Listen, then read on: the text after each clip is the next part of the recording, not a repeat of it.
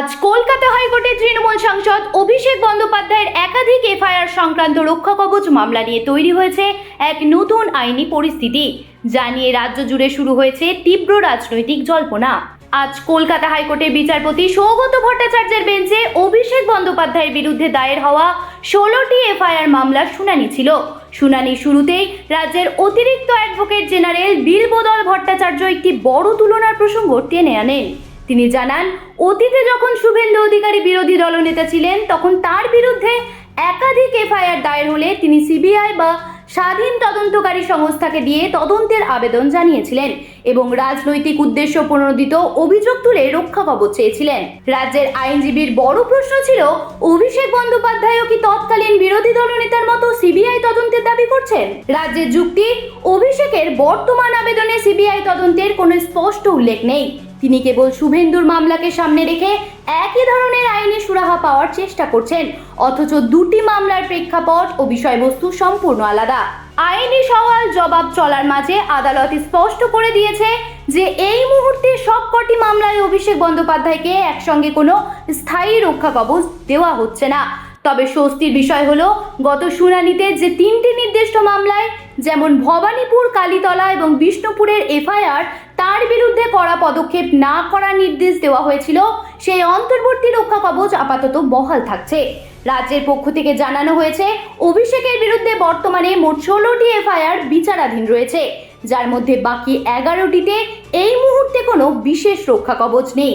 উল্লেখ্য, এই মামলার পাশাপাশি গত বুধবার অভিষেকের চোখের চিকিৎসার জন্য বিদেশ যাওয়ার আবেদন সংক্রান্ত মামলাটিও হাইকোর্টে খারিজ হয়ে যায়। আদালত তাকে এসএসকেএম হাসপাতালের মেডিকেল বোর্ডের মতামত নেওয়ার নির্দেশ দিলেও সেই মতো পদক্ষেপ না করায় মামলাটি খারিজ করেন বিচারপতি। এদিকে আজকের রক্ষা কবচ মামলার শুনানি প্রায় শেষের পথে বলে জানিয়েছে আদালত। নির্দিষ্ট কিছু বিষয়ের ওপর চূড়ান্ত সওয়াল জবাব বাকি থাকায় বিচারপতির বেঞ্চ মামলার শুনানি সাময়িকভাবে মুলতবি রেখেছে। আগামী 11ই আগস্ট অর্থাৎ মঙ্গলবার এই মামলার পরবর্তী শুনানির দিন ধার্য করা হয়েছে। ওই দিন আদালতের রায়ের দিকেই তাকিয়ে রয়েছে সমস্ত রাজনৈতিক মহল। অর্থাৎ সব মিলিয়ে আজকের এই আইনি লড়াই আগামী দিনে কোন দিকে মোড় নেয় এবং আদালত শেষ পর্যন্ত কী রায় দেয়, সেটাই এখন দেখার বিষয়। জ্যোতি সরকারের রিপোর্ট, হেডলাইন্স কলকাতা। আপনার কি বারবার মুখে বা ঠোঁটের অংশে ঘা হচ্ছে, বুঝতে পারছেন না কি কারণে হচ্ছে? এটা কিন্তু হতে পারে ভিটামিন B2 এর অভাবে। আজকে জেনে নেব কোন কোন খাবারে এই ভিটামিন B2 অনেকটা পরিমাণে থাকে। নমস্কার, আমি দিয়া Bhattacharya, dietician and Vivacity multi speciality hospital.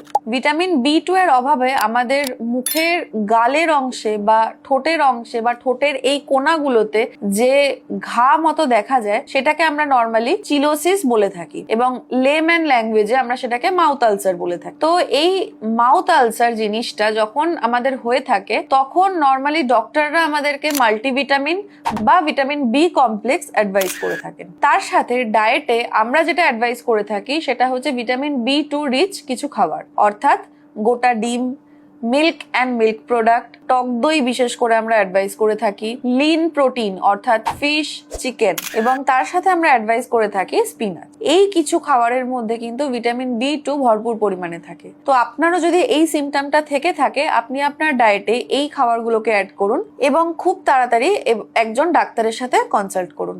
আরো কিছু নিউট্রিশন রিলেটেড কোয়েরি থাকলে comment down below. Thank you.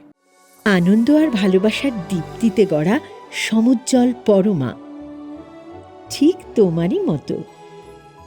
শ্যাম সুন্দর কোম্পানি জুয়েলার্স, আগরতলা, উদয়পুর, ধর্মনগর, কলকাতা।